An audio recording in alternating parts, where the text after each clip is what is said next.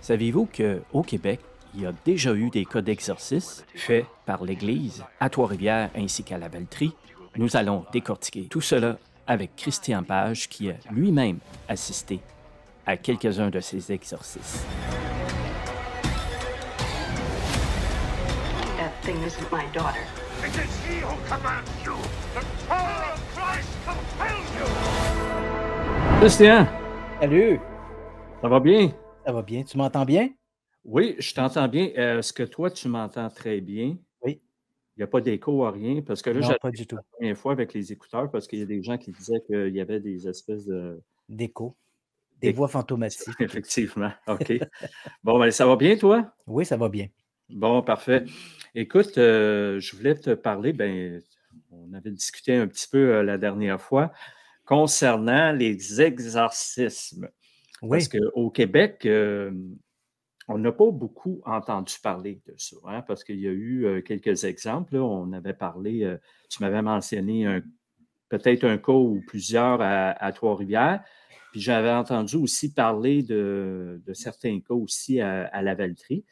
Ce qui avait piqué ma curiosité à l'époque, c'était un curé là, qui était passé à l'émission de Mon grain de sel OK. avec Jean-Luc Mongrain à l'époque. Et lui, il avait parlé que suite à un exorcisme là, qu'il avait fait, un exorcisme avec une jeune fille de 14 ans peut-être, les policiers étaient intervenus, ils l'avaient amené dans la voiture de police. Puis là, on sait que les portes derrière les voitures de police ne s'ouvrent pas hein, à partir de l'intérieur. Il disait qu'il avait raconté à Jean-Luc Mongrain que quand la jeune fille était à l'intérieur de la voiture de police, les deux portes se sont ouvertes comme ça. Et les policiers étaient stupéfaits devant cette scène-là. Alors là, je me disais à quel point tout ça est vrai parce que on se rappelle le film Exorciste, hein, ça avait traumatisé une génération entière. Écoute, il y a même des gens qui étaient tombés malades, qui étaient sortis de la salle de cinéma. Moi, ce film-là m'a vraiment, plus jeune évidemment, parce qu'aujourd'hui, j'ai pas de problème avec ça, mais ça m'avait traumatisé là, quelque part. Là. Surtout, je pense aussi qu'il avait censuré des scènes, dont une scène quand on voit la jeune fille sortir de sa chambre à l'envers, marcher comme ça. Une scène qu'on appelle la Spider Walk, hein, la marche. Oui, voilà, exactement. Et puis, écoute, pendant Elle n'avait pas été censurée à cause de l'aspect horrifique de la scène. Elle avait été censurée parce que pour William Friedkin, au niveau du montage, il y avait quelque chose qui ne pouvait pas fonctionner. On ne pouvait pas la voir sortir de sa chambre en marchant de cette manière-là, qui est tout à fait horrible. Et ensuite de ça, juste après cette scène-là, elle entrait dans le salon, elle s'adressait à des gens, des convives qui étaient là, et elle urinait sur le parquet. Oui, ça on s'en rappelle. Et dans cette scène-là, William Friedkin se disait, si on la voit sortir en marchant sur le dos, puis ensuite elle urine sur le parquet dans le salon, la scène où elle urine dans le salon n'a plus d'impact. Parce qu'on l'a vu marcher à l'envers. Donc, ça diminuait l'impact de la scène et Friedkin a décidé donc de la retirer. Il y avait pas, c'était pas Parce que moi, je pensais que c'était trop traumatisant pour les gens Non, là, il y avait je me demandais comment ils ont fait ça, là? Ils ont c'est ça, embauché c'était comme un acrobate. événement où on était. Friedkin voulait montrer une augmentation crescendo de l'état de la possédée. Et cette scène-là arrivait un peu de manière anachronique dans le contexte. Donc, il l'a retirée tout simplement. Elle a été rajoutée plus tard au montage. Ben, tu sais que les effets spéciaux là-dedans, c'est complètement hallucinant. Là. Je veux dire, pour l'époque, là, on n'avait pas des ordinateurs là, pour faire des effets 3D comme aujourd'hui. C'est encore très, très, très crédible. Hein, et les réalisateurs se permettaient des choses qu'ils ne pourraient plus se permettre aujourd'hui avec les acteurs. Exactement. Hein. Par exemple, Ellen Bernstein, qui jouait le rôle de la mère hein, dans le film, racontait, elle dit, à un moment donné, elle entre dans la chambre et là, à un moment, il y a l'action du démon, puis elle est repoussée sur le mur, puis on la voit littéralement être poussée sur le mur, mais à son insu. Hein, et là, on la voit tomber sur le sol, puis elle se met la main dans le dos, puis on la voit grimacer de douleur. ce n'est pas joué, ce n'est pas de l'acting, hein, au moment où elle entre dans la scène, elle a un harnais et à son insu, Friedkin a demandé aux gens des effets spéciaux, on dit: «Bon, quand on va tirer le harnais, mettez un 15-20 de plus sur le mécanisme tracteur». Ah ouais. Donc tant et si bien que littéralement, on peut dire qu'Ellen Bernstein, Ah. elle a levé les bottines, là, puis elle est allée s'écraser dans le mur, puis elle s'est vraiment fait mal au dos. Mais la scène était tellement bien réussie que Friedkin l'a gardée. Écoute, Oui, on comprend qu'aujourd'hui, les réalisateurs de l'époque se permettaient un peu de torturer ouais, leurs vedettes. c'est ça. Bon, Ouais. aujourd'hui, on ne pourrait plus faire ça, mais tu as Non, raison, avec hein, les syndicats, puis ouais, mais tu as raison, hein, c'est un film qui a marqué, puis encore, même si certains effets ont mal vieilli, hein, notamment la tête qui ouais, tourne, où on voit que c'est une poupée, là, ouais, ouais, qu'aujourd'hui on pourrait faire c'est mieux ça. avec, avec le CGI, là, mais Ouais. c'est quand même un film qui garde toute son importance et tout son impact, considéré d'ailleurs par l'Académie du cinéma américain comme le film le plus terrifiant de tous les temps. Ah ouais, quand même. Ouais. Moi, j'ai pas été, capable de regarder ce film-là pendant Mmh. des Il y a années, toute seule en tout cas. Ouais, il y a plusieurs éléments aussi Je dans le dois film les qui fait ouais, il y a des et éléments dans le film qui fait que ça a bien fonctionné aussi, hein. On est en ouais. 1973 quand le film sort. Il est Mmh. basé bon, dans un premier temps, il faut savoir qu'il est basé sur un roman de 1971 écrit par William Peter Blatty et William Peter Blatty, c'est le même qui signe le scénario du film. Ouais. Donc, très souvent, il y a une espèce de fossé entre l'auteur du livre et le scénariste, alors que dans le cas de L'Exorciste, le scénariste et l'auteur du livre sont le même. Donc, OK. on décide de faire ça. Je pense qu'un des éléments qui a assez bien servi le film, dans l'adaptation au niveau de la Mmh mh. scénarisation, c'est que William Friedkin ne croyait pas du tout au diable ou à la possession diabolique. Ah ouais. Alors que William Peter Blatty, l'auteur du roman et scénariste du film, lui est convaincu de l'existence du diable. C'est un individu il est décédé il y a quelque temps Mmh là, mh. maintenant, mais c'est un individu qui est assez religieux et je pense que le mix entre les 2, en cet aspect de sceptique versus croyant, a servi le film. Ensuite, Ben d'autres oui. éléments qui ont été utilisés, je pense que c'est un coup vraiment de maître de William Ouais. Friedkin, c'est Ouais. d'avoir figuré que le film sortirait sur les écrans le 26 décembre 1973. Pourquoi le 26 décembre? Parce qu'on est le lendemain du jour de Noël. Mmh mh. Donc, les gens viennent de passer plusieurs jours dans un contexte ultra religieux, hein. Il faut Et savoir, aux voilà. États-Unis, Ouais, ouais. 90% des Américains, à l'époque, se disaient croyants et Ben oui, pratiquants. ben oui. Donc, on arrive dans un contexte excessivement religieux. On a Mmh. chanté depuis des jours des petits cantiques de Noël, gloire à Exactement. Jésus, hein, les anges dans Exact. nos campagnes, le petit angelot au sommet du sapin de Noël. Donc, on est dans un contexte comme celui-là. Et là, on arrive au cinéma et on nous présente le diable Et comme on ne l'a là jamais vu. Alors là, ouais, évidemment, ouais, ça a ouais, ouais, choqué les ouais. gens et bon, bien sûr, l'efficacité des effets spéciaux ont excessivement bien fonctionné. Ouais. Le discours, quand on allait voir le film au cinéma, il faut savoir que le discours était excessivement cru. Alors, il y avait des choses qu'on n'entendait Exact, pas dans des films, hein. Il y avait exact. le film grand public, on avait les films pornographiques qui avaient commencé à sortir au début des années 70. Bon, on n'a pas inventé la roue, il y en avait déjà dans les années 60, même des années 50. Mais le premier véritable film pornographique grand public adulte, disons-le comme ça, dans les cinémas pour adultes, Avec ça des a dialogues? avec des dialogues. On se rappelle, ça a été le fameux Deep Throat, hein, Gorge Ouais, profonde ouais, ouais, avec ouais, Linda c'est vrai, Lovelace. c'est C'est vrai, un film qui a marqué l'avènement du cinéma pornographique dans les salles. c'est Donc, vrai. on avait évidemment dans ces films pornographiques, on avait évidemment, quand il y avait des dialogues, il n'y en avait pas toujours, mais quand il y en avait, on avait des dialogues assez crus. Alors là, on va voir un film d'horreur et on entend des trucs qui sont tout à fait épouvantables et non Ouais, seulement voilà. épouvantables, mais dit également par une fillette de 12 ans, hein, parce que Oui. Regan Neal, hein, la possédée dans le film, qui est interprétée par Linda Blair, a 12 ans dans le film. Et là, quand elle commence à dire des trucs comme Oui. baise-moi, baise-moi, la chienne m'appartient. Puis là, elle Ouais, parle au ouais, père ouais, ouais. exorciste, elle dit: Caresse, ta mère est en enfer, elle suce des queues. Là, Et écoute, là là, ouais, là, j'imagine. là, on est dans un Pour contexte qui est l'époque, là. excessivement choquant pour les gens. Et là, au-delà de ça, bien évidemment, tout va jouer, tout va se mettre en place pour donner un bon frisson. Et tantôt, tu parlais de la possession diabolique, bien sûr. Le film L'Exorciste, c'est un peu notre référence culturelle occidentale. Il y a un autre élément qui a joué dans ce film-là, c'est que, il faudra attendre quand même quelques années avant que Hollywood réalise à quel point l'effet, la notion d'après une histoire vraie attire le public en salle. Ah On ouais, l'avait hein? fait dans le passé à quelques reprises, des Ouais. films basés sur des événements réels, hein. Je pense par exemple, à La recherche de Bridey Murphy dans les années 50 qui était basé sur un livre et une histoire vraie d'une femme qui se disait, sous hypnose, qui avait raconté une vie antérieure et cetera, qui avait donné d'ailleurs naissance à une Mmh. espèce de mode en parapsychologie, hein. L'hypnose qui devenait la panacée extraordinaire pour reculer dans des vies Puis il y antérieures. avait Amityville aussi, hein? Amityville est arrivé plus tard. C'est là qu'on Ouais, c'est comprend ça. un peu cette notion-là. Donc, on a fait quelques films basés sur de soi-disant histoires vraies, mais Hollywood n'a pas encore réalisé l'aspect là, l'aspect public de cette affaire-là, à quel point ça attire le public. Et quand le film L'Exorciste sort en salle, les gens qui vont en salle savent, même si le film n'a pas été commercialisé, hein, à aucun moment dans la commercialisation du film à l'époque, en 73, on ne Mmh. mentionne que le film est basé sur une histoire vraie, à aucun moment.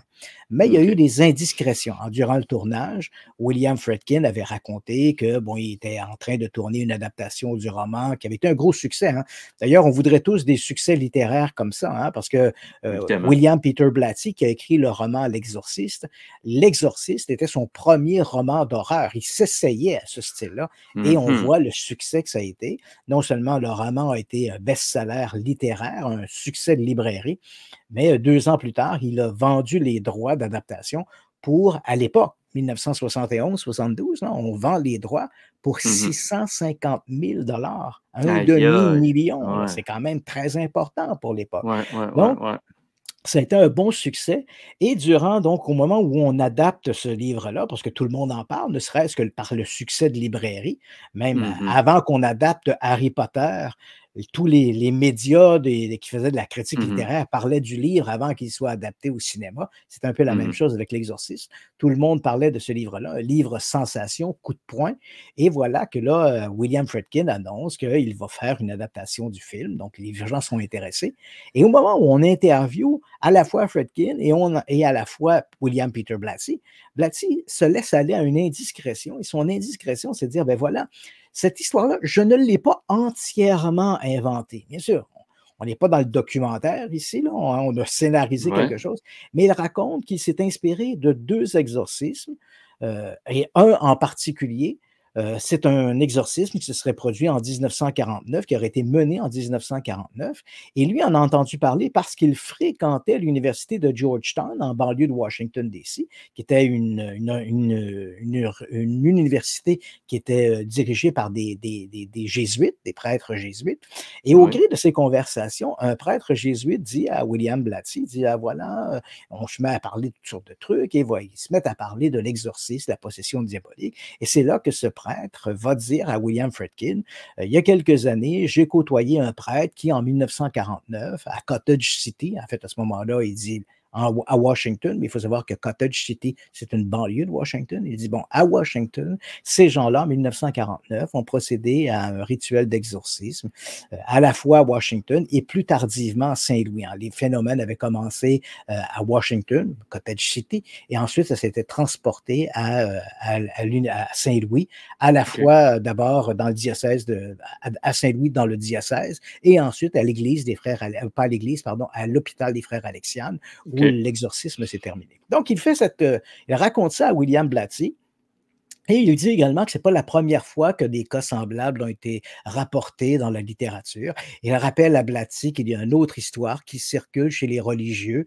On parle bien sûr des religieux aux États-Unis, là. Une autre histoire qui circule, c'est un Mmh. exorcisme qui aurait eu lieu en 1928 à Hurling, dans l'Iowa. Et là, cette fois-là, c'était une femme dans la quarantaine ou la cinquantaine de mémoire, qui s'appelait Anna Eklund, qui aurait été exorcisée lors de 3 rituels successifs à l'été OK. et l'automne 1928.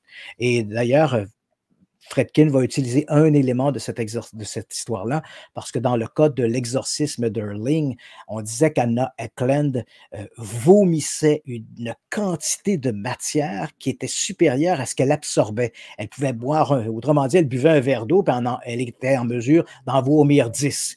Et c'était l'un des éléments caractéristiques de la possession d'Anna Eklund, cet aspect de vomir toutes sortes de substances.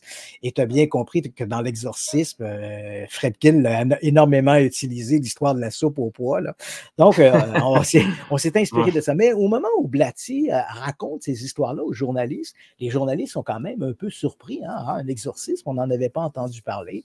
Et là, évidemment, on creuse un peu et on découvre effectivement que quelque part, à l'été de 1949, il y a eu quelques articles dans la presse qui avaient évoqué cette histoire-là, mais c'était retombé dans l'oubli. Je parle de l'exorcisme de Washington, qu'on va connaître plus tardivement comme étant l'exorcisme de Robbie Mannheim. Maintenant, on connaît le véritable nom du jeune garçon qui était possédé, il s'appelait Ronald Unkeler. Mais à ce moment-là, l'histoire avait fait la manchette, il y avait quelques articles qui étaient parus dans la presse en 1949, mais l'histoire était retombée dans l'oubli jusqu'à ce que Blatty la ressuscite littéralement lorsqu'il parle aux journalistes. Il dit, ben voilà, je me suis inspiré de cette histoire-là principalement. Et donc là, quand les gens vont au cinéma, même si le film n'a pas été commercialisé comme étant basé sur une histoire vraie, on comprend que les gens qui se présentent en salle savent, ils ont lu les articles de journaux, on en a parlé à la radio, on en a parlé à la télé, on a entendu parler que cette histoire-là pouvait être basée sur une histoire vraie. Donc, ça va toucher davantage les spectateurs en voyant ce film-là, en se disant, oh, c'est peut-être déjà arrivé ou quelque chose de semblable est arrivé. Mm-hmm.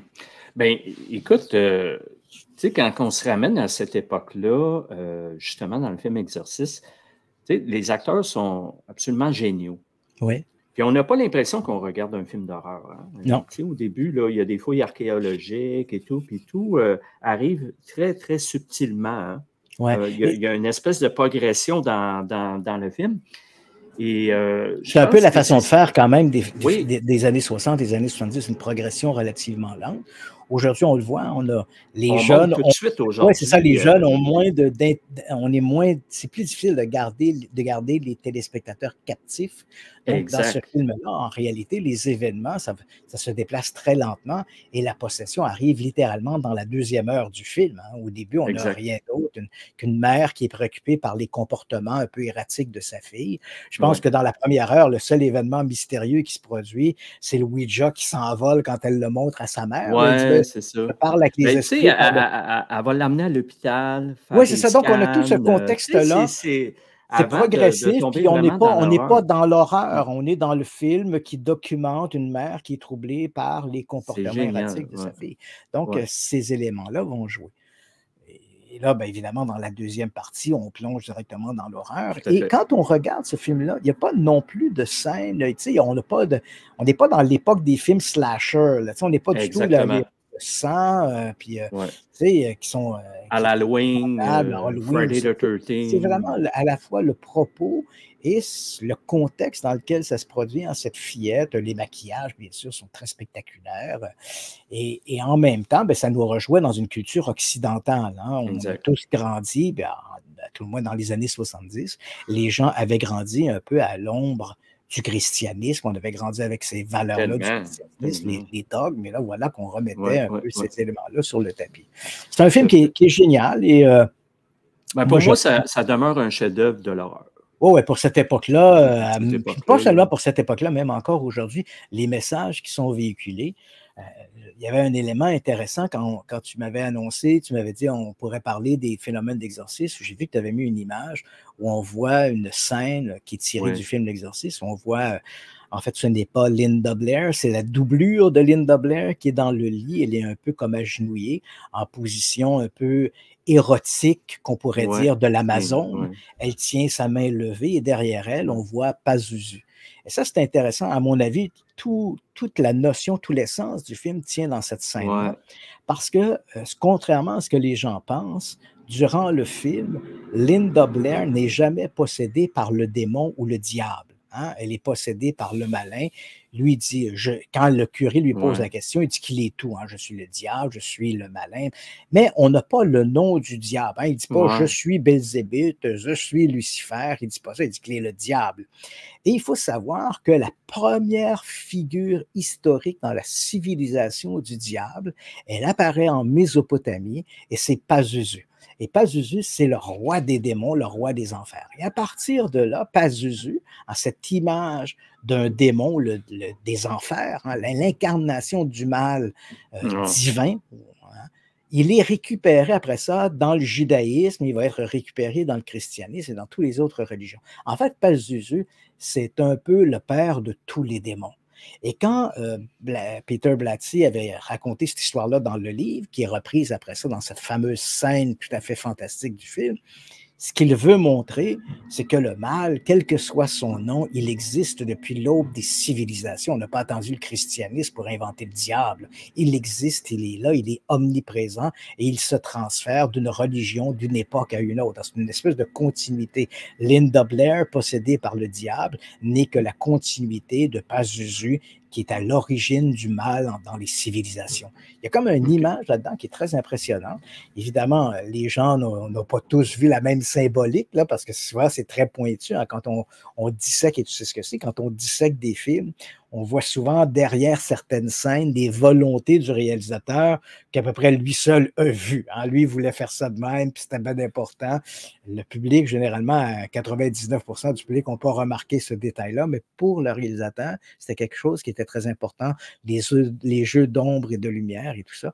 Et dans ce film-là, cette scène-là, elle est partie. Si on connaît bien un peu l'histoire du christianisme et l'histoire de la façon dont, et en particulier dans le judaïsme et le christianisme, on a récupéré des dieux qui appartenaient ou bien à l'Égypte ou bien encore à la Mésopotamie. Ah ouais, parce que c'est ça.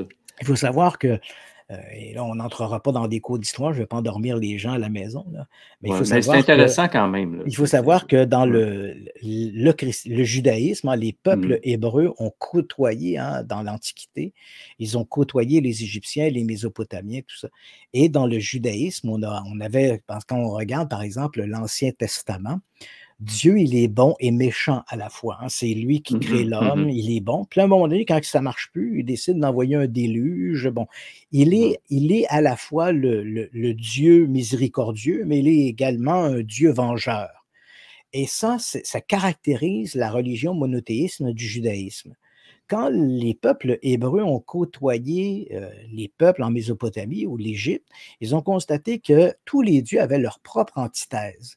Et une antithèse, on connaît l'expression, hein, vaincre sans combat, là, sans difficulté, c'est vaincre sans gloire. Et c'est un peu la même chose. Dieu perd un peu de son efficacité s'il est à la fois le bien et le mal. Ben oui. Il n'a pas d'antagoniste, il est tout. Alors, on a constaté que dans ces religions où on avait, par exemple, une antithèse maléfique à la divinité bienveillante, on s'est dit qu'il y avait quelque chose de plus efficace pour passer le message. Et c'est comme ça qu'on voit peu à peu apparaître dans l'Ancien Testament, mais plus tardivement dans l'Ancien Testament. Ça arrive pratiquement dans le livre de Job. Hein. Là, le démon apparaît pour la première fois.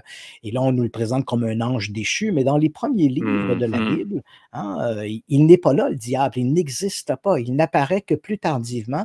Et c'est probablement une récupération dans le judaïsme ancien par ces contacts répétés avec les peuples de la Mésopotamie et de l'Égypte antique. Et on voit, c'est transféré dans le film, lorsque l'on voit ce Pazuzu, la main levée, là, qui représente le diable depuis le début des temps. Il y a des éléments qui sont fort intéressants. Il faut quand même le dire, hein, je tiens à préciser que même si aujourd'hui on parle de la possession diabolique, je ne me prononcerai pas, tu peux le faire si tu veux, mais moi, en ce qui me concerne, je ne me prononcerai pas sur l'existence du diable. Hein, on comprend bien que ce n'est pas la science, ce n'est pas aux journalistes à répondre est-ce que le diable existe. C'est une question de religion, c'est une question de théologie. De croyance, donc je laisse ça aux gens. Mais il y a quand même des histoires qui ont été rapportées comme étant des possessions diaboliques, et c'est sur le plan journalistique, ou ne serait-ce que la curiosité intellectuelle de se dire qu'est-ce qui s'est réellement passé dans ces histoires-là? Est-ce que ça s'est produit comme on l'a raconté? C'est ça, parce que moi, l'exorciste du film, là, je croyais que c'était basé sur l'histoire de Michel, comment qu'elle s'appelle? Anneliese Michel. Anneliese Michel. Oui, voilà. Oui, exactement. Mais c'est plus tardif. Hein. L'exorcisme d'Anneliese Michel arrive lui plus tardivement. L'exorcisme en tant que tel, le rituel, hein, pour elle, c'est une jeune fille qui est née en Allemagne en 1952. Hein, elle est née le 21 septembre 1952 de mémoire. Et C'est une jeune fille qui est née dans une famille qui est hyper religieuse. On se trouve Ah ouais. on se trouve en Bavière, hein, c'est à Klingenburg-Onheim, on est en Bavière. OK. Et c'est une famille ultra religieuse, une famille de classe moyenne. Et les parents sont les propriétaires d'une scierie à la sortie de la ville. Ce sont des gens de Mhm. classe moyenne, mais ce sont si on utilise le langage quotidien, là, on pourrait qualifier ça des bigots. Là. Ce sont vraiment des grenouilles de bénitier. Là. Il ne manque jamais un homélie, une célébration pascale, dominicale, etc. Ils sont toujours là, là. Ce sont des gens très impliqués dans la vie pastorale à Klingenburg-on-Heim. Et Annelies, ils n'ont que 4 filles, ils n'ont que des filles à la maison. Une d'ailleurs va décéder en bas âge d'une maladie rénale. Et Annelies Michel, donc elle est née en 52, c'est une jeune fille qui est l'aînée. Une fois que sa sœur est décédée, elle devient l'aînée du groupe. Et c'est OK. une jeune fille qui a des problèmes de santé dès son tout jeune âge. Là. Tu sais, on dirait que toutes les maladies qui passent, elle les pogne. Tu sais, Allez-y. la rougeole, la OK, rubéole, OK, les OK. grippes, elle est de santé fragile. Mais dans le cas qui nous intéresse, cet aspect-là, il faut quand même se rappeler, hein, elle vit dans un contexte hyper religieux. Là. À la maison, les seules décorations sont des statues des bondieuseries, là, des Ouais, ouais, ouais, ouais, chez ouais. eux, des statues de la Vierge, c'est à peu près que ça. Madame Michel est tellement obsédée par le mal, elle le voit partout, qu'elle interdit, d'ailleurs, elle conditionne ses filles, et c'est elle qui décide ce que ses filles vont porter pour aller à Ah ouais. l'école, et OK. elle interdit à ses filles de fréquenter des garçons. Mhm. Elle interdit même à ses filles d'aller rendre visite à des amies filles si ces amies filles ont des frères à la maison. Hein, c'est Eh le bah boy. diable par procuration. Hein, donc, on voit dans quel contexte hyper là, religieux, mais en même temps très, très pudique dans lequel on grandit. Et puis, à partir de 1968-69, Annelies Michel, qui est une adolescente, commence à avoir des problèmes. Euh, Ce sont des problèmes assez mineurs, hein, comme par exemple, elle a des absences. Hein, durant des cours, elle a l'impression que c'est comme si elle tombait un peu, entre guillemets, dans la lune pendant quelques instants. Puis là, elle revient, puis mon Dieu, qu'est-ce qui s'est passé? Bon, elle en Hmm. parle à ses parents vont aller voir un médecin. Et là, on commence la succession d'événements. C'est-à-dire que les Ah ouais. médecins vont commencer par dire, comme ce sont des situations pathologiques qui sont excessivement clairsemées, hein, ça ne se produit pas tous les jours, ça s'est produit Mhm. une fois en 1968, ça se reproduit une fois en 69. Donc, parce que ce sont des phénomènes qui sont très sporadiques, le médecin passe quelques tests. Il conclut que ce que Annelies lui raconte ressemble un peu à une forme très, très, très légère d'épilepsie. Donc, il va Ouais. lui prescrire des anticonvulsifs. Et là, à partir de là, on entre dans la chaîne. Donc, elle prend les anticonvulsifs, mais elle continue d'avoir des troubles. Plus tardivement, adolescente, elle commence à avoir des démons. Elle consulte encore. Elle a toujours un peu des troubles de comportement. Elle ne se sent pas bien. Et là, elle se met à, lorsqu'elle raconte ça à ses parents, ses parents, hein, dès qu'elle commence à parler, qu'elle voit des visages, des Freisen, hein, c'est des démons, Mhm. elle dit, ben voilà, je vois ces visages. Ses parents en parlent aux médecins, mais les médecins, évidemment, on est dans un contexte tout à fait différent, le monde Ouais. médical et le monde religieux. Hein. Ouais, tout à fait. Donc, pour les médecins, on prend ça très à la légère. On dit, ben, votre fille, elle est peut-être obsédée par la religion. Là, à un moment donné, Elle hallucine. ça va y passer. Là, puis on Hmm. continue de prescrire des médicaments, mais qui n'apportent absolument aucun bienfait à Annelise Michel. Et puis, éventuellement, ces comportements vont s'accélérer et les événements qui intéressent et qui nous ont beaucoup intéressés, ça va commencer en fait à partir du moment où, pardon, les parents vont se détourner des médecins, des hommes en blouse blanche pour se tourner vers les hommes en robe noire. Hein. On se Ouais. détourne de l'Église, on va vers la religion. On n'a pas de Parce que réponse à un endroit, on va à voilà, l'autre. les parents C'est sont ça. persuadés, comme les médicaments n'apportent aucun bienfait, on se dit c'est autre Mhm. chose. Et pourquoi pas le diable? Ici, Annelise était possédée par le diable. Donc, ils Ouais. en parlent d'abord autour d'eux, ils en parlent d'ailleurs à leur confesseur qui n'y croit pas trop. Hein. Il dit non, Mhm. non, ça va lui passer.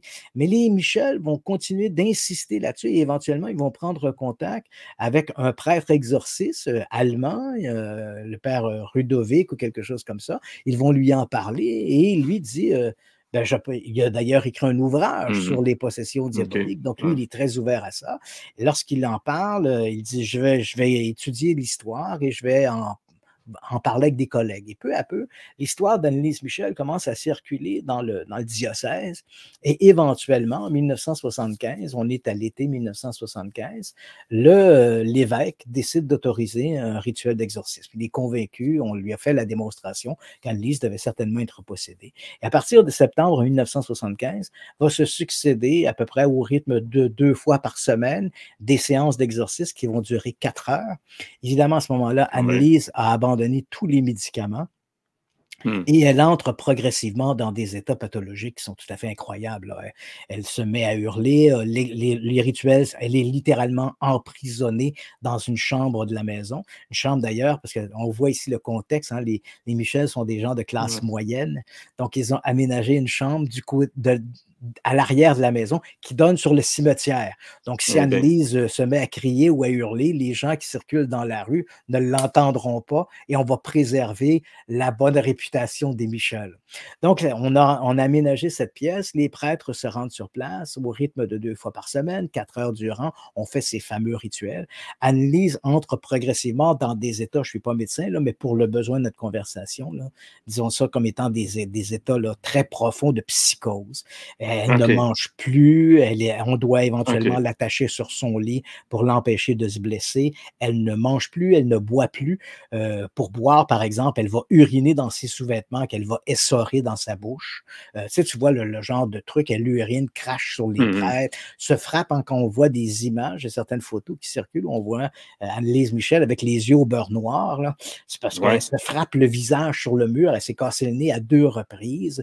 Il y a des moments donnés, elle entre dans des états où elle se met à faire des génuflexions à un point tel qu'elle va se déchirer les ligaments des genoux. Et là, donc, on continue de faire ce rituel.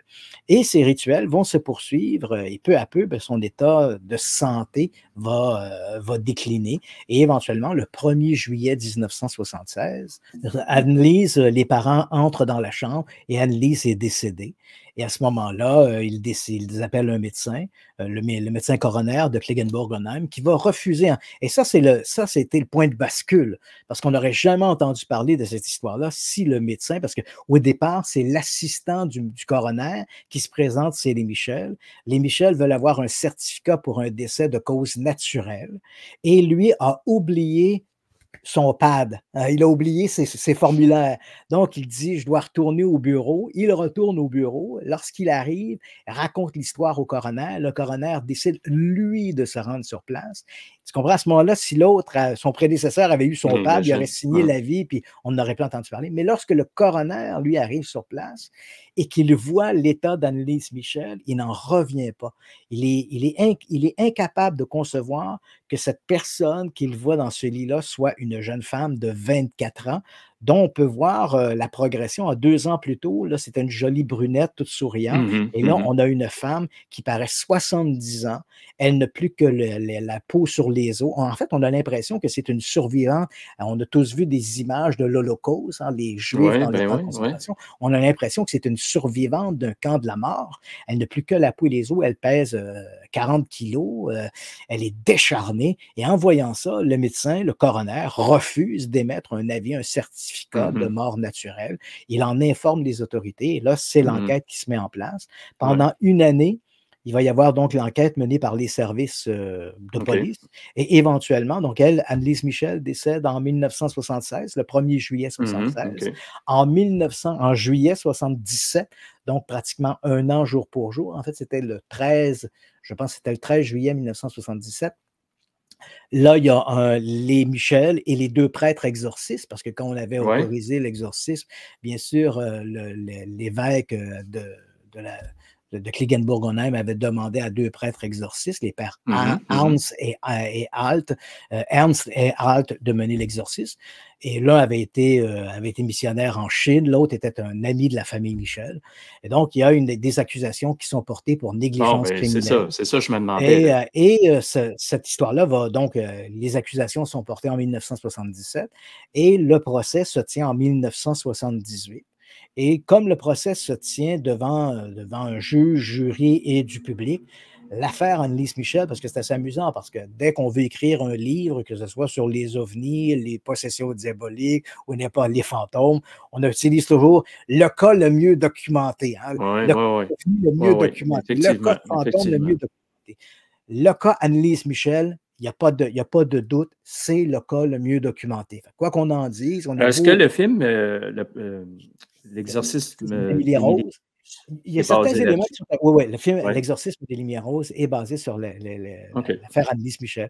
Et ce qui est intéressant, pourquoi ce cas-là, il est bien documenté? Ben justement parce qu'il y a eu ce bras de fer qui s'est joué durant le procès, hein. Les parents et les prêtres exorcistes sont accusés de négligence criminelle. Ils se défendent. Pour eux, ils n'ont rien fait.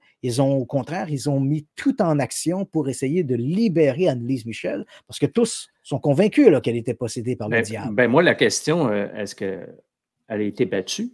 Est-ce que ça a été prouvé qu'elle a été battue? Quand tu disais Non, là, non, pas du qu'elle tout. avait. Ah non, non, il est clair Non? qu'il y a pas eu de sévices corporels imposés. Et donc, ouais, C'est à elle qui l'issue du faisait, qui ouais, se ouais, c'est elle qui maltraitait se frappait le les yeux au beurre visage, elle se noir. frappait le visage sur le mur dans Ah ouais, ses états un peu OK. psychotiques. Et de leur côté, les prêtres, durant le procès, eux, ce qu'ils ont, c'est ils ont une quarantaine de cassettes. Ah, il y a eu plus de 70 séances Mhm. d'exorcisme. Ils ont une quarantaine de cassettes.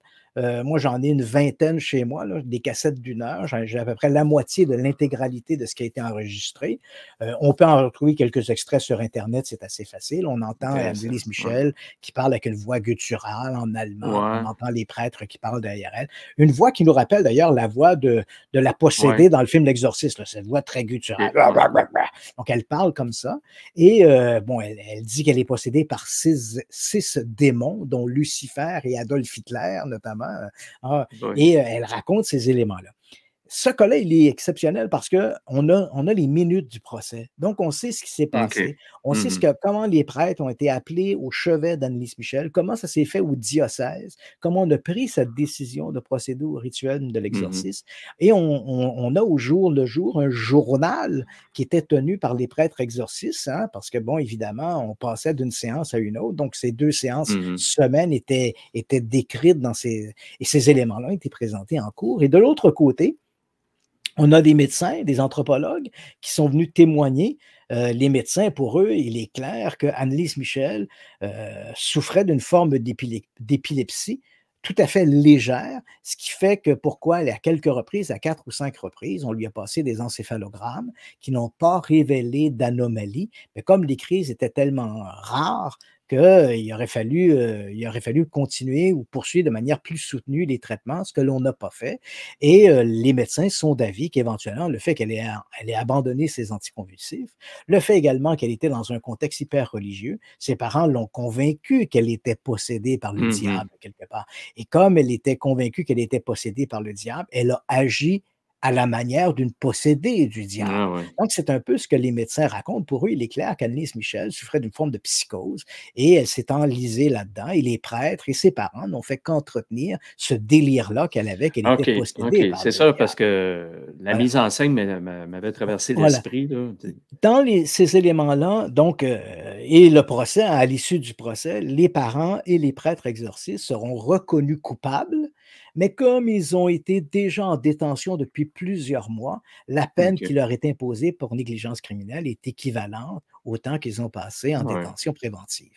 Moi, je suis allé à Klingenburg-Onheim, on était au milieu des années 2000. J'étais accompagné d'un ami qui habite à Düsseldorf, qui parle l'allemand. Puis on voyait que dans la ville de Klingenburg-Onheim, bon, l'affaire Annelise Michel est encore très présente. Quand on Mhm. visite le cimetière de Klingenburg-Onheim, il y a une croix blanche qui marque la tombe d'Annelise Michel. Et il y a beaucoup de fleurs. On voit qu'il y a une espèce de dévotion qui est faite autour d'Annelise Michel. Certains voient en elle la victime d'une folie religieuse. D'autres voient en elle une sorte de martyr, hein. Donc, c'est OK. vraiment une question d'interprétation. Mais on sent chez les gens à Klingenburg-Onheim, que ce soit au bar local, que ce soit dans les restaurants, dès qu'on évoque le nom d'Annelise Michel. Puis moi, quand je suis allé, j'ai vu la mère d'Annelise Michel. Elle a refusé de me Ouais. donner. Je l'ai abordée dans la rue, j'ai essayé de lui parler, elle voulait rien savoir. C'est une vieille dame, puis bon, elle voulait mettre tout ça derrière elle, mais elle habitait encore OK. la même maison où Ah l'exorcisme ouais. avait lieu. La maison Wow. était encore là. Il y a eu un incendie il y a quelques années, mais la maison était là, intacte. Et quand on parlait avec les gens dans le village de Klingenburg-on-Heim, ben, le village, petite ville, on parlait aux Mhm. gens de cette histoire. On voit que la ville est restée stigmatisée par cette Ah, ouais. histoire-là. On sentait que pour eux, ça les avait un peu ramenés dans le Moyen Âge, hein, cette histoire OK. d'exorcisme, puis ils disaient: «Ah, c'est des méthodes, c'était dépassé, puis comment personne n'a rien vu». Puis il y a comme on sent qu'il y a un malaise dans la population à propos de cette histoire-là. Mais Mhm. néanmoins, ce qui est intéressant dans l'affaire Anneliese Michel, c'est que non seulement on a les documents, on a les enregistrements audio, on sait ce qui s'est passé, on a les témoignages à la fois des médecins, on a accès aux dossiers médicaux d'Anneliese Michel, toutes les fois où elle s'est présentée chez le médecin. Wow. On a des copies des prescriptions qui lui ont été données, notamment par le docteur Letty, qui était son médecin, son premier médecin. Mhm. Donc, on peut suivre ça demain. On a également des copies des encéphalogrammes et tout le reste. On a des anthropologues qui sont venus témoigner au procès d'Anneliese Michel, qui ont placé dans le contexte l'idée de la possession. Ce n'est pas quelque Mhm. chose qui est propre au christianisme, la possession diabolique. Mhm. Elle existe dans à peu près 75% des religions du monde. Il y a des mécanismes de possession, que ce soit la possession par le diable dans la religion catholique, ou que ce soit par la possession par des loas, si on parle du voodoo, bon, tu vois un Mhm. peu, ou des orechas, si on parle de l'Ubanda. Donc, toutes les formes, beaucoup de formes, en fait, 75% des religions, qu'elles soient des religions dérivées du christianisme ou des religions païennes, il y a des mécanismes de possession. Même dans le spiritualisme, hein, la religion Mhm. basée sur les esprits, il y a une forme de possession. Hein. Lorsque le médium Mhm. devient le canal de l'esprit, hein, il se met en Ouais, transe et l'esprit ouais, ouais, entre en lui, c'est une ouais. forme de possession. Il est possédé par l'esprit du défunt qui parle à travers lui. Donc, on voit que c'est un Wow. phénomène qui est assez courant. Donc, les anthropologues sont venus parler de ça. Il y a néanmoins dans l'affaire Anneliese Michel, pour le fait que cette histoire-là soit si bien documentée, elle nous donne un regard qui est tout à fait extraordinaire. L'affaire Anneliese Michel est une véritable énigme médicale. Et moi, je le dis, là, je tiens à préciser, je ne suis pas médecin, mais j'ai consulté des médecins quand je me suis intéressé à cette histoire-là. Et tous Mhm. étaient à peu près du même avis. C'est-à-dire que dans la psychologie ou la psychiatrie, on a un ouvrage de référence qui s'appelle le DSM. Le DSM, pour les gens qui ne savent pas qu'est-ce que c'est un livre qui est utilisé par tous les gens qui travaillent dans le domaine de la santé mentale, les OK. professionnels de la santé mentale, et ça ressemble un peu à un dictionnaire. Hein. Si tu cherches une maladie, par exemple, schizophrénie, ben, tu cherches sous S, puis là, hop, schizophrénie, et là, ça te dit c'est quoi, ça te résume ce que c'est que la maladie, OK. et tu as à Mmh. peu près 5 ou 6 symptômes, par exemple, les plus courants qui sont rapportés associés à la maladie. Dans le cas de les cas cliniques, ce que les médecins font, ben, tu sais, il y a une espèce de seuil, c'est-à-dire que si tu présentes un ensemble de symptômes, tu présentes 50% des symptômes qui sont associés à la schizophrénie, ben, tu as des chances que ton psychologue ou ton psychiatre traitant dise, ben voilà, je pense, Stéphane, que tu souffres de schizophrénie, parce que tu Mhm. présentes plus de 50% des symptômes qui sont rapportés de manière clinique et reconnus par l'ensemble du corps médical. Dans le cas d'Anneliese Michel, ce qui est absolument fascinant, ce qui la place dans une catégorie à part, c'est que Mhm. quand on regarde l'ensemble des symptômes dont elle souffrait d'un ensemble de symptômes associés à différentes maladies, mais jamais de manière assez marquée pour être diagnostiquée de cette maladie. Donc, Ah on ouais. peut dire qu'Anneliese Michel souffrait un peu de psychose, elle souffrait un peu de paranoïaque, elle souffrait OK. un peu de névrose, mais jamais assez pour dire elle est une névrosée, elle est une schizophrène ou une paranoïaque. Tu comprends? C'est toujours Mhm. très légèrement un ensemble de mots. Et quand on regarde dans le DSM, est-ce qu'il existe des cas, une maladie clinique reconnue qui présente l'ensemble de ces symptômes-là de la même manière? Il n'y en a pas. Donc, Mhm. Anneliese Michel est un peu une énigme. Hein. Elle tombe entre deux chaises. Il n'y a aucun cas clinique très bien détaillé Intéressant. qui permet de dire, voilà, Anneliese Michel souffrait de tel ou tel délire. Et c'est pourquoi que l'ensemble des psychologues et des psychiatres qui restent, hein, c'est bien important de le préciser, qui restent persuadés qu'Anneliese Michel souffrait de troubles mentaux. Hein, OK. elle n'était pas OK. possédée par le elle souffrait de troubles mentaux. Néanmoins, les troubles qu'elle présentait sont si particuliers que les psychologues et les psychiatres préfèrent parler d'un syndrome de possession. Donc, un ensemble de symptômes qui amènent les gens à agir ou à faire croire, à donner Ouais. l'impression qu'ils sont possédés Qui par sont une ah ouais. entité. Mais encore une fois, ce n'est pas à la médecine de se prononcer sur l'existence du diable, mais on peut quand même se prononcer sur des pathologies psychologiques ou psychiatriques. Et tu l'as bien mentionné, ce film-là, l'histoire d'Annelise Michel a été adaptée à 2 reprises.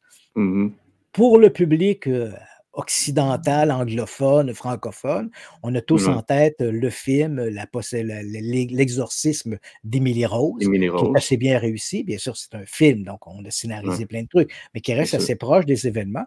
Et un autre film, cette fois en allemand, mais qui malheureusement n'est disponible qu'en allemand, mais plus proche de la réalité, qui s'appelle Requiem.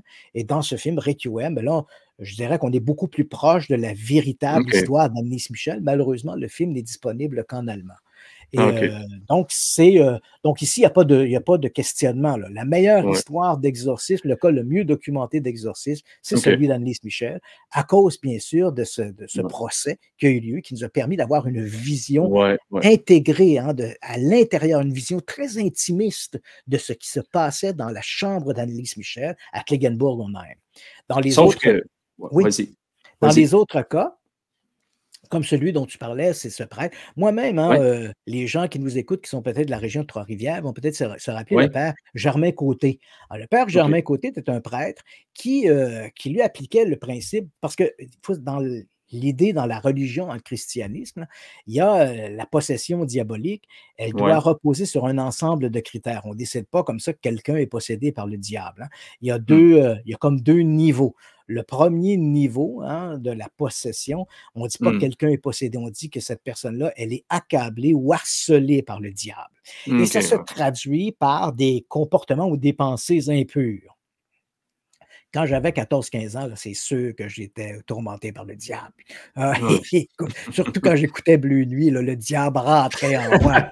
C'est pas possible. Mais on comprend.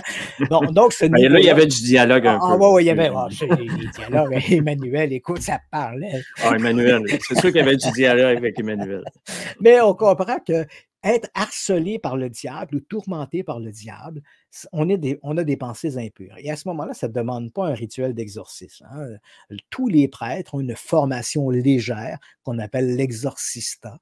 Et cet exorcista, c'est un ensemble de prières que le prêtre va faire avec ses fidèles, ou son fidèle, qui se dit troublé ou tourmenté par le diable, qui va faire avec lui des prières en privé pour le libérer de ses pensées impures. Donc ça ne nécessite pas de l'autorisation de l'évêque ou du diocèse. Ça se fait entre le confesseur et le fidèle. Mais si éventuellement la personne n'est pas simplement tourmentée par le diable, mais il a l'impression que sa volonté s'est substituée à la sienne et que là, cet esprit-là, cette entité prend possession de son corps, elle doit présenter des symptômes, entre guillemets, des symptômes cliniques. Et ces symptômes cliniques reconnus par l'Église, c'est la personne doit être en mesure de parler une langue qu'il n'a jamais appris. On appelle la xénoglossie. Il doit être en mesure de vomir des objets qui sont des objets étrangers. Donc, pas de la nourriture, mais si tu te mets à vomir des clous, par exemple, ben là, évidemment, ce sont des objets étrangers. La personne doit être capable de faire preuve d'une force physique au-delà de sa force naturelle. Ça, c'est un peu troublant parce que, bon, on le sait, dans des états de psychose, des gens peuvent faire preuve d'une force physique, une très grande force physique qu'ils n'ont pas en d'autres temps. Donc, il y a cet élément-là. Et le dernier élément, c'est qu'il doit être en mesure de pouvoir dire des choses qui lui sont inconnues, comme s'il avait un don de voyance. Quand il raconte, dans le cas de l'exorcisme, on faisait référence au film L'Exorcisme, quand elle parle à sa mère, puis là, elle prend la voix de sa mère. Elle ne le connaissait pas, là. Donc, comment elle peut savoir ça? Donc, c'est ce don de visionnaire qui est attribué.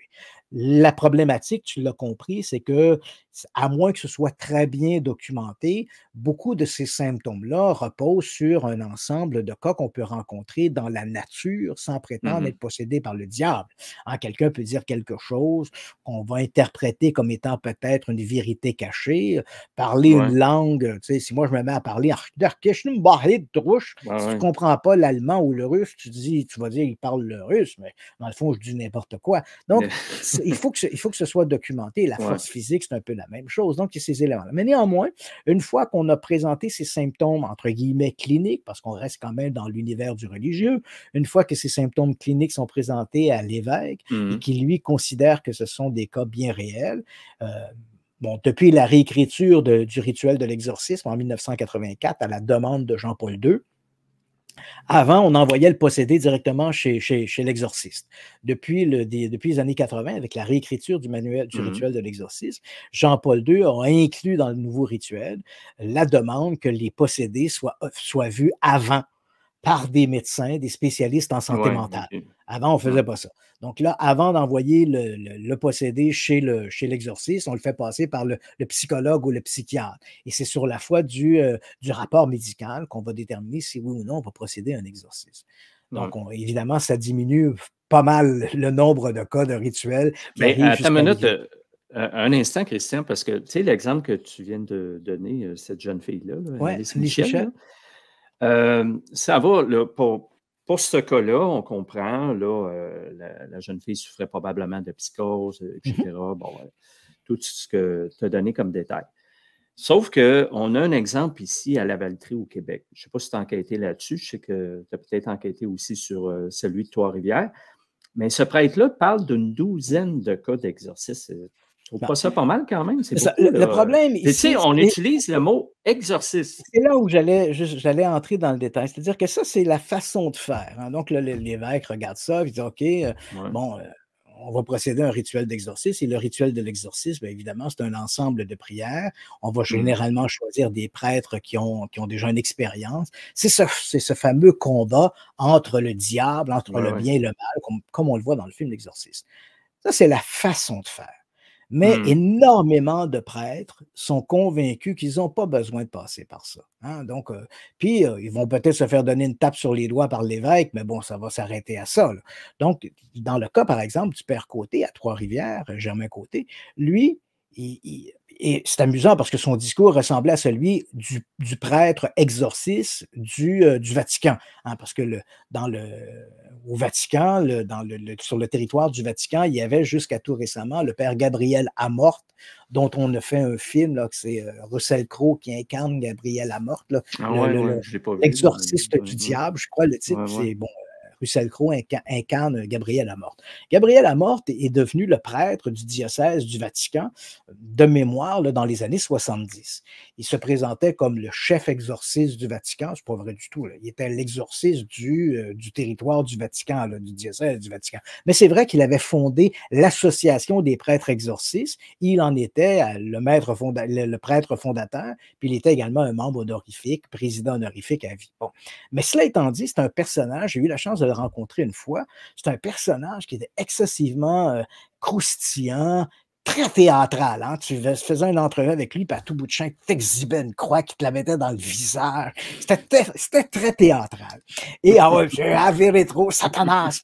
Et ce qu'il y avait d'extraordinaire avec le père Gabriel Amorth, c'est que lui, évidemment, il reconnaissait qu'il y avait un ensemble de règles à suivre avant de procéder à un exorcisme, mais sa vision était « prenons pas de chance ». Hein? Si la personne pense qu'elle est possédée par le diable, puis qu'on l'exorcise, ben, ça ne peut pas y faire de mal. Puis si elle est possédée pour de vrai, ben, ça va y faire du bien. Donc, tu vois, lui, il dit, on est gagnant-gagnant. Donc, pourquoi oui, mais c'est ça, j'allais dire. Est-ce que ça leur fait aussi de la bonne publicité? Ben, de la publicité. Oui, c'est ça. C'est de la publicité pareille pour eux. Ouais, fait qu'ultimement, on passe un peu à travers les règles. Tu vois? Donc, c'est vrai qu'il y a des règles à suivre. Mais le père Germain Côté reprenait textuellement le discours de Gabriel Amorth. Lui, il disait, il a même écrit un petit fascicule qui s'intitulait Des exorcismes, doit-on en faire? Hein? C'était une monographie, là, ça contenait une trentaine de pages, et à la fin, ça disait oui, il faut en faire. Donc, cassons-nous pas la tête, puis il y a quelqu'un qui se présente, à tous les prêtres, voici, il y a quelqu'un qui se présente chez vous, puis dit qu'il est possédé, ben, passons à l'exorcisme, puis pas besoin de s'enfarger dans les fleurs du tapis, puis de demander au diocèse et tout le reste. Donc, il faut être très prudent quand on entend parler d'exorcisme, de façon, si on y va vraiment de manière pointue, il y a les exorcismes officiels, ceux qui ont été autorisés par l'évêque, où on a suivi les règles de l'art, c'est-à-dire qu'on est allé voir des médecins, etc., et tu as ce qu'on appelle l'exorcisme sauvage. Exorcisme sauvage dans le sens qu'on y est allé un peu à la va comme je te pousse. C'est le curé qui a décidé que lui en faisait un exorcisme. Il a passé outre les règles de l'Église avec un E majuscule et il est passé directement à l'exorcisme. Et ce qui est assez malheureux, c'est qu'il y a aussi beaucoup d'exorcismes qui se font dans des communautés qu'on pourrait qualifier de fondamentalisme et dissident. Hein? Donc, des petits groupes, par exemple, de chrétiens fondamentalistes, des petits groupes d'évangélistes, hein, qui, eux, sont en marge, hein, ils se réclament du christianisme, mais ils sont quand même en marge de l'Église officielle de Rome, tu comprends?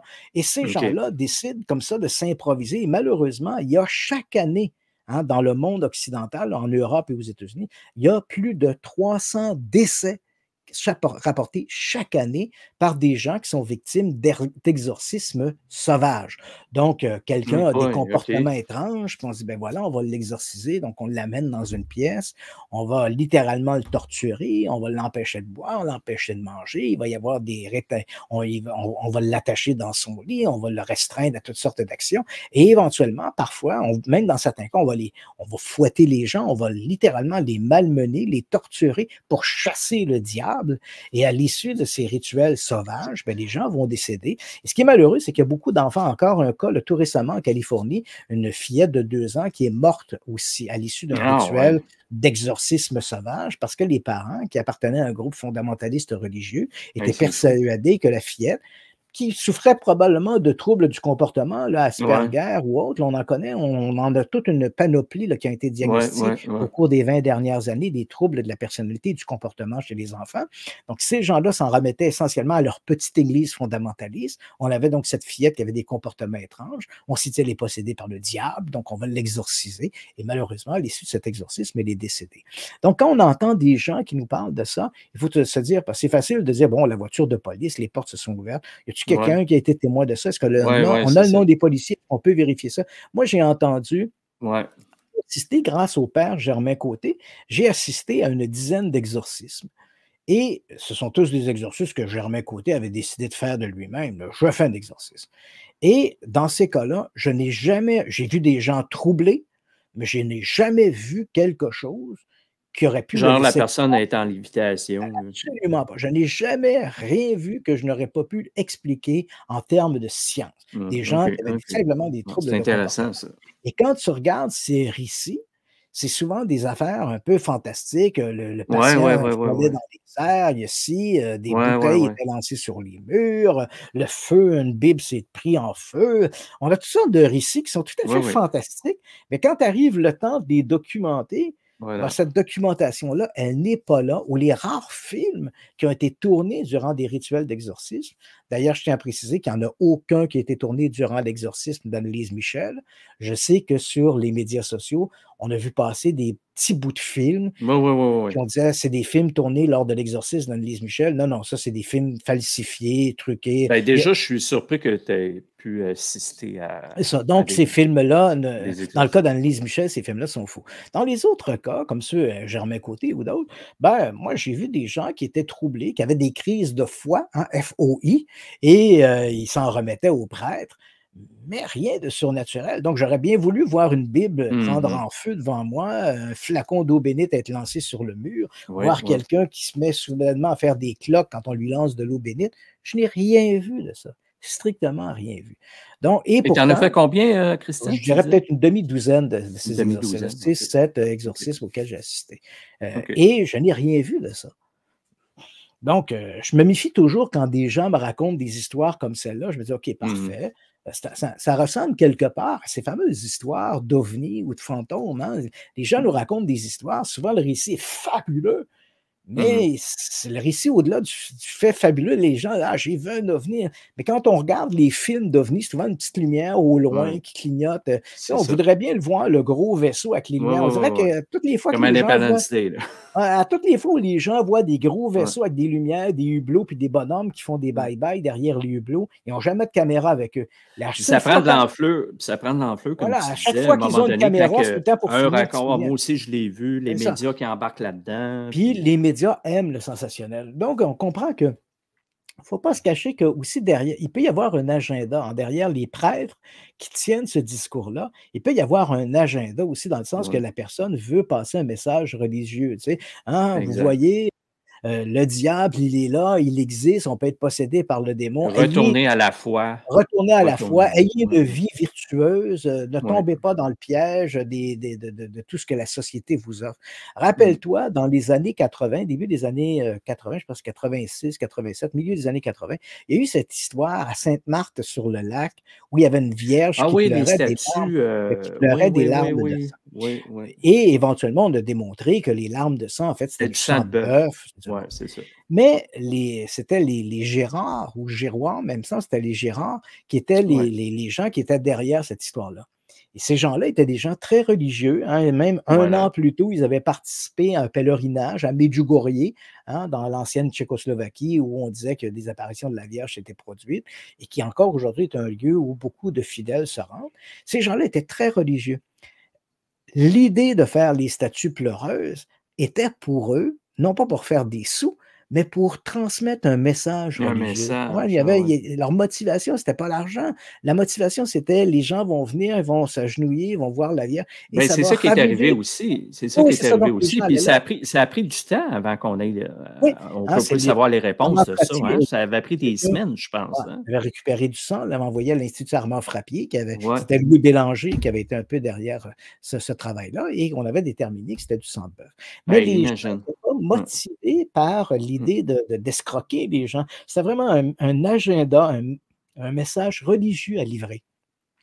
Dans le cas des exorcismes, souvent quand les prêtres parlent de ça, ben, peut-être que derrière le discours qu'ils font très Voilà, sensationnaliste, il voilà. peut y avoir un agenda où les gens veulent essayer de nous lancer un message religieux. Mais bon, Mmh ça, mh. Mmh. Mais c'est à là, est-ce que nous. c'est passé de mode un peu, tout ça, là? Est-ce que ça fait longtemps qu'on n'entend plus parler d'exorcisme, Mais hein? en fait, tu vas être surpris d'apprendre qu'il y a une Hein? augmentation de demande, pas une augmentation De demande? forcément d'exorcisme, mais une augmentation de On en demande. parle moins dans les médias, en tout cas. Voilà, à un point tel que même l'Église, elle, doit organiser chaque année des espèces de cours de pratique là, où on va former de nouveaux prêtres, ils sont de moins en moins nombreux, il faut le dire, mais on va Mmh. former de nouveaux prêtres à l'exorcisme, comment répondre à ces demandes-là, qui se multiplient.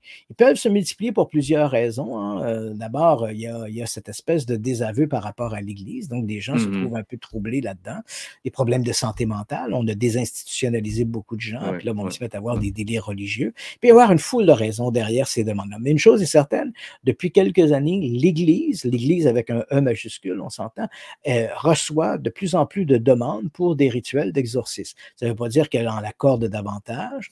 Je pense qu'on est quand même vigilant. On forme de jeunes prêtres à faire face à ces demandes sans passer immédiatement avec sort de ce corps Satan. Mais Mmh mh. c'est quand même quelque chose qui, même ça nous paraît un peu moyenâgeux, c'est quelque chose qui est tout à fait d'actualité. Ah oui, OK, ben, c'est intéressant. Moi, c'est un sujet qui me Est-ce que fascine. Cet ben aspect-là, oui, ça me fascine parce que ça nous amène directement dans la psychologie humaine et oui, c'est ça, comment c'est on ça. interprète différents stimuli comme étant peut-être d'ordre surnaturel ou diabolique, alors qu'ils pourraient peut-être s'expliquer autrement, mais ça ne change en rien la foi du fidèle qui, lui, est persuadé qu'il est possédé par le démon, tu sais. Mmh mh. D'ailleurs, ça, c'est un peu litigieux, mais il y a tout un débat autour de ça sur le plan psychologique ou psychiatrique. C'est de dire, est-ce qu'on doit jouer le jeu du malade?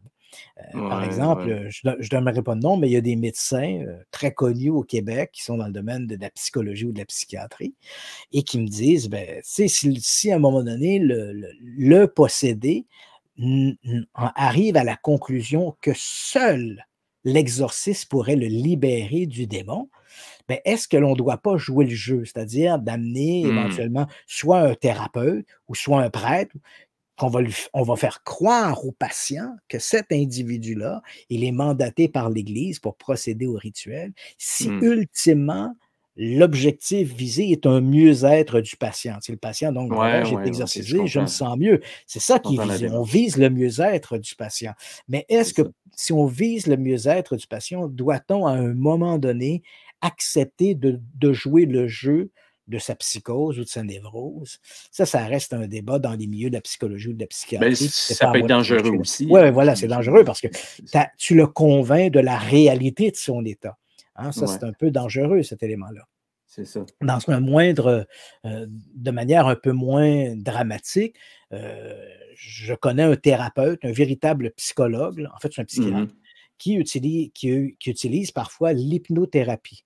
L'hypnothérapie, là, on le dit tout de suite, là, pour raviver la mémoire, pour raviver la mémoire, puis pour revenir dans les vies antérieures, ça ne marche pas. Là, oublie ça. Te faire raconter un enlèvement extraterrestre, ça ne marche pas. Mais il y a quand même des valeurs thérapeutiques à utiliser cet état modifié de Il y la en a conscience. beaucoup qui y croient, ouais, Ouais.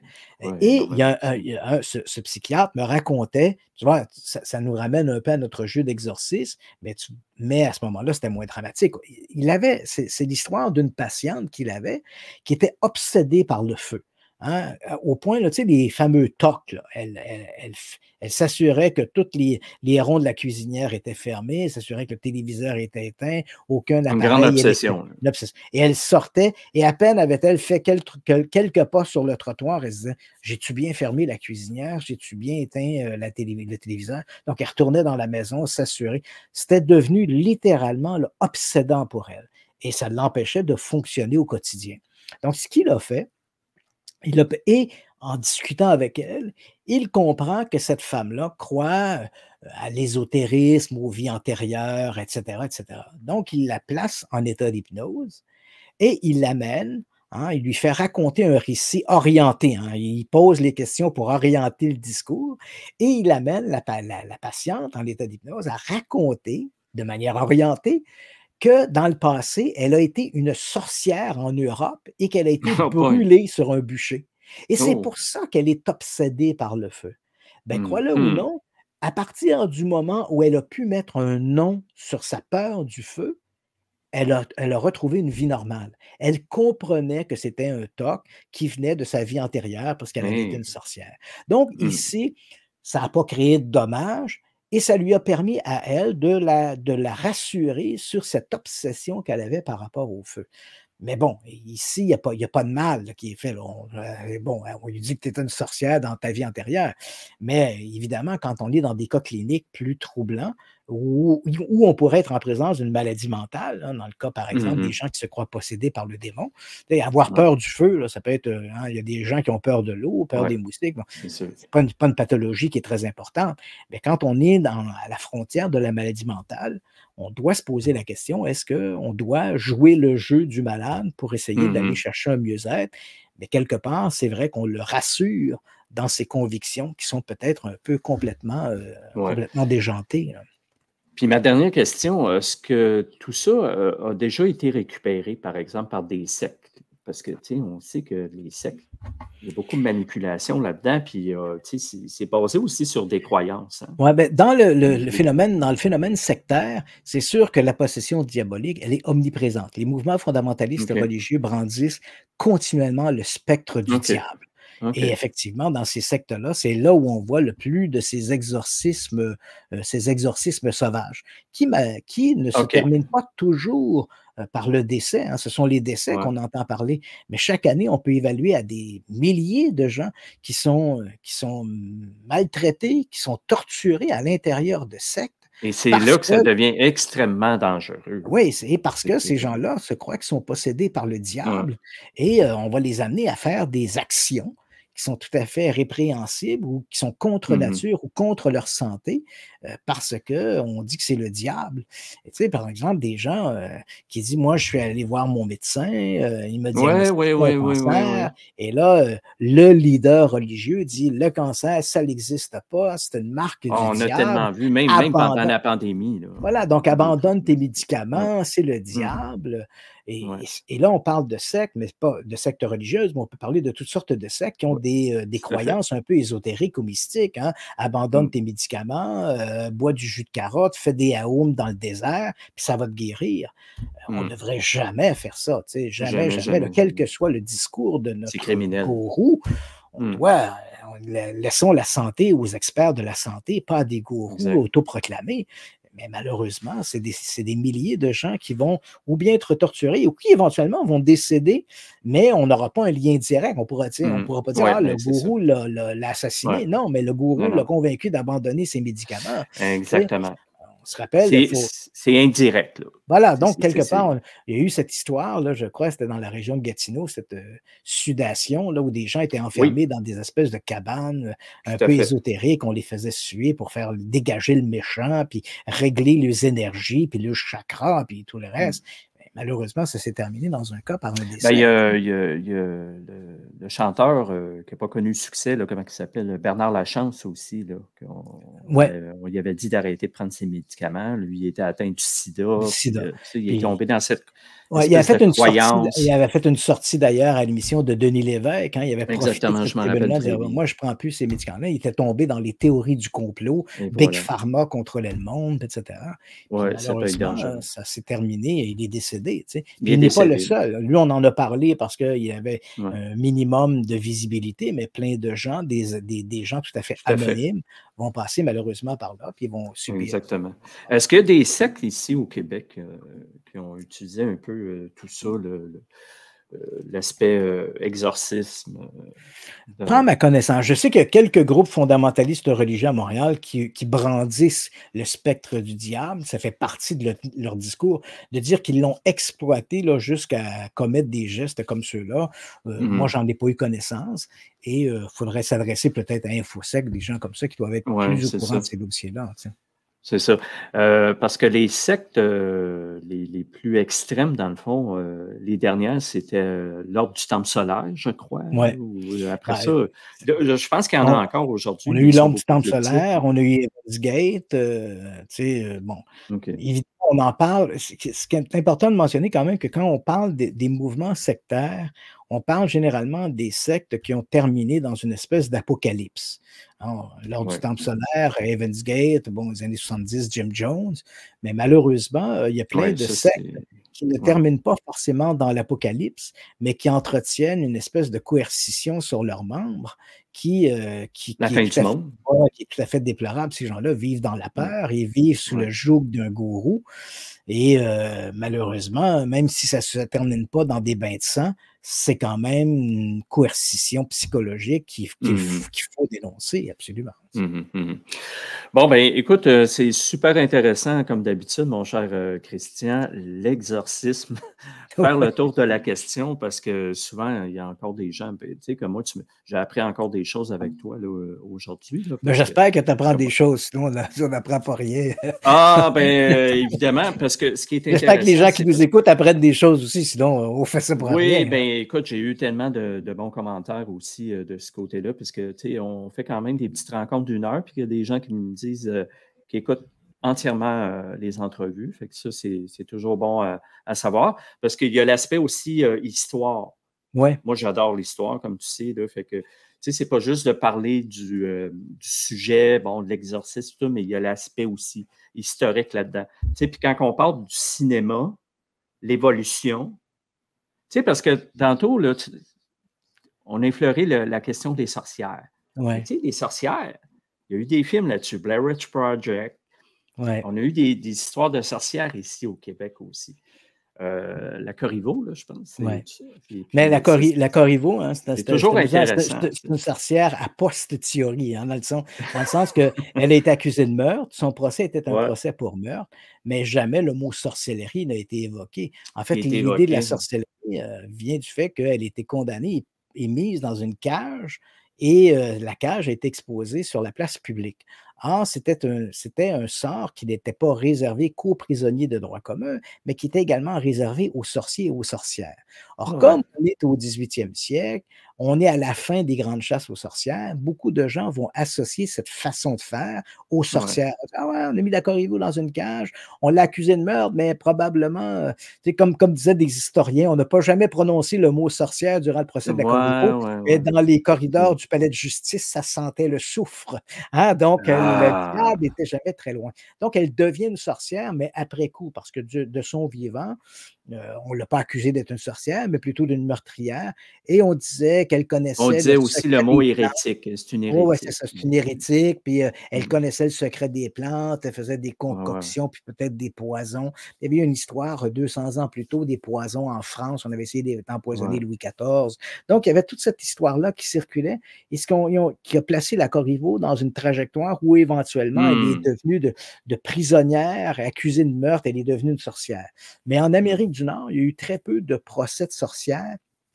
Les seuls véritables procès de sorcières qui se sont terminés avec des condamnations à mort, ce sont les fameux procès de Salem, au Massachusetts, Salem, et qui se effectivement, passent à la c'était fin du 17e, début du 18e siècle, mais surtout à la fin du ouais. 17e siècle. Déjà au début du 18e, l'affaire est un peu mise de côté, hein. Les procès de Salem, c'est 1692 à 1694 à peu près. Et ensuite, il y aura quelques foyers de sorcellerie qui vont réapparaître, notamment au Tennessee, là, aux alentours de 1734. Mais vraiment, c'est les procès des sorcières de Salem. Alors qu'en Europe, que ce soit en France, la France, l'Allemagne, l'Italie, l'Espagne, ça a été vraiment des territoires, principalement l'Allemagne et l'Angleterre, ont été des pays où il y a eu de très, très grosses chasse aux sorcières. La France aussi, mais un peu moindre, mais c'était vraiment là, les pays où on avait une chasse aux sorcières qui était effrénée. C'était l'Allemagne Ouais, et c'est fou. l'Allemagne et l'Angleterre. Et on estime, on n'a pas de chiffres précis, mais on estime que durant cette période-là, souvent quand on parle de la chasse aux sorcières, les gens disent que c'était au Moyen Âge. C'était pas au Moyen Oui, Âge, oui, oui. c'était la Renaissance à l'époque. Et cette période qui a duré à peu près, grosso modo, une cinquantaine d'années, les grandes chasses aux sorcières, on parle entre 100 000 et 200 000 personnes qui Quand ont même, été hein. exécutées et Quand même. 90% des accusés étaient des femmes. Aïe, aïe. Aïe, Parce c'est fou, qu'évidemment, hein. le pouvoir était détenu par les hommes. Ouais. Puis encore là, on voit cette notion de l'Église, hein, de la religion Ouais, qui est c'est ce jamais que très j'allais loin. Hein, dire. qui Ouais. est, on se dit le diable, hein, il y a une vision qui dit le diable ne vient pas s'il n'est pas invité. Donc, il faut qu'on invite le diable. Qui invite le diable? Bien, évidemment, c'est les femmes. Les femmes sont les filles d'Ève, hein, et le péché Et oui, originel, c'est Ève, le le péché péché. mortel. Donc, qui est, hein, les femmes avec leur corps délicieux. Ouais. Donc, c'est elles qui invitent le diable. Et c'est comme ça Ouais, que des communautés se retrouvent sous l'emprise du malin parce que les femmes ont laissé c'est entrer ça. le diable. D'ailleurs, C'est l'objet de la tentation. voilà. D'ailleurs, l'objet, il y a plusieurs interprétations, mais une des interprétations du balai des sorcières, c'est parce que le balai est représentatif d'un outil domestique. Hein. L'homme, c'est le Ouais, marteau, la femme, c'est c'est le intéressant. balai. Donc, le balai devient hein, C'est l'image qui intéressant. symbolise la femme. On n'a pas vu avec des mops? Ah, c'est ça. Tu sais, il y a une version qui reste plus controversée, qui voudrait que des femmes qui s'adonnaient, qui connaissaient, parce qu'il faut savoir, hein, à l'époque, on est au début de la Renaissance, il y a, dans des petits villages, il y a beaucoup de femmes qui utilisent les fameux recettes de grand-mère, hein, des médicaments, puis des Ouais. concoctions, puis ils Ouais. connaissent un peu le secret des plantes et tout ça. Et il y a des historiens qui ont avancé l'idée que des femmes auraient pu enduire un manche de balai d'une plante qui s'appelle la mandragore, qu'on dit d'ailleurs la plante de la sorcière. Et la mandragore, c'est une plante qui, son niveau alcalin va passer à travers les muqueuses. Donc, si on a utilisé un manche à balai comme Godemichet, ben, tu vas voyager, là, tu comprends? Donc, si des femmes auraient utilisé le manche à balai comme Godemichet D'accord. en l'enduisant de mandragore, il aurait pu D'accord. avoir des hallucinations et se Ouais. croire emporté au sabbat des sorcières. Mais il faut le dire, cette vision-là, elle est très controversée. La première interprétation du balai, dans le cas des sorcières, c'est qu'il est représentatif d'un outil domestique. Le balai est à la femme, ce que le marteau est à l'homme, à Était là. l'ouvrier. Donc, OK. c'est OK. assez Ben, en tout cas, écoute, voilà, c'est l'aspect historique. Puis ce que j'aime discuter avec toi, Christian, c'est parce que, tu sais, on n'est pas fermé sur quelque chose et dire c'est ça, c'est ça. Hein? C'est l'ouverture, c'est de dire, bon, ben, gars, il y a des témoignages, il y a des contre-enquêtes, il y a ci, il y a ça. Il y a Moi, des j'essaie choses qui fait toujours que. d'appliquer la règle du journalisme. Moi, je sais, Et voilà. ça fait 40 ans que je Peser répète le le pour et même le message. contre. Ouais, ça fait Effectivement. 40 ans que je répète le même message. Il passe mal parce que les gens veulent Et pourtant, absolument. Mais les gens veulent tout le temps, il est pour ou contre. Moi, j'en ai c'est ça. rien à cirer d'être pour ou contre. Je dis, comme C'est ça. journaliste, présentez-moi les faits, on va regarder ces faits, qu'est-ce qui est Et vérifiable, qu'est-ce qui voilà, n'est pas vérifiable, c'est aussi simple puis que on ça. va se prononcer sur l'ensemble des faits. Et voilà. Si les faits disent le diable existe, puis on est visité par des extraterrestres, je vais être le premier à le dire, on est visité par des extraterrestres, c'est extraordinaire. Mais jusqu'à maintenant, quand on entend ces histoires-là, puis on vérifie un peu, on applique la bonne méthode du journalisme, on s'aperçoit que ça mène nulle part. Donc, la prudence est de mise. Hein. Ce qui fait que ça fait de toi quelqu'un d'unique, Christian, par Ben rapport à ça. merci, c'est bien gentil. Puis tu sais que les sceptiques du Québec, je crois, là, il avait offert ou il offre toujours 1 million de dollars Ouais, à quiconque peut prouver. Le million de dollars, exact. le million de dollars, c'était ce qu'on appelait le défi James Randi. C'était aux États-Unis. C'était le magicien OK. James Randi qui offrait ça. OK. Bon, OK. ça a été retiré éventuellement. Randy est décédé, puis ça a été retiré, mais j'ai entendu dire qu'on voulait le remettre, là. Et au OK. Québec, c'était 10 000 $. Les sceptiques 10 du 000 Québec, OK. il y avait des gens bien nantis au sein de l'Association des sceptiques du Québec qui avaient OK. mis 10 000 $ à quiconque OK. prouverait. Le problème de ça, il faut faire attention parce qu'ici, on tombe un peu dans la démagogie, hein, comme dans le cas. Moi, dès qu'un sceptique m'évoque le fameux million de dollars de James Randi, je ne peux pas m'empêcher d'éclater de rire. Parce que quand tu lis les règles, James Randi décidait, lui, hein, c'est lui qui paye, c'est lui qui va décider qui va sélectionner pour mener les tests, c'est lui qui détermine les tests, et c'est lui qui détermine si les tests sont valables ou non. Ce qui n'existe pas en science. Hein. Je veux dire, en science, c'est un peu comme si... une forme de corruption. Voilà, moi, je travaille pour Pfizer, je fais un médicament pour Pfizer, mais seuls les gens de chez Pfizer oui, c'est ça, on a vu plein d'exemples comme ça. C'est ridicule. Et malheureusement, quand on regarde, jamais, dès qu'on a demandé à James Randi de créer un comité indépendant qui, lui, ferait la sélection des candidats, qui, lui, déterminerait les tests et qui, lui, déterminerait de la pertinence du résultat, James Randi ont entièrement refusé. Et c'est un peu la même chose avec l'Association des sceptiques. Donc, c'est un peu de la poudre aux yeux. Ça fait bien de lancer ça d'une conversation. Moi, quand j'entends les sceptiques dire « Ah, si c'était vrai, quelqu'un aurait réclamé le million de dollars de James Randi. » C'est biaisé. Ça vaut strictement rien. Ça, c'est comme dire, si c'est vrai, là, je te paye une grosse bière. Ça vaut strictement rien.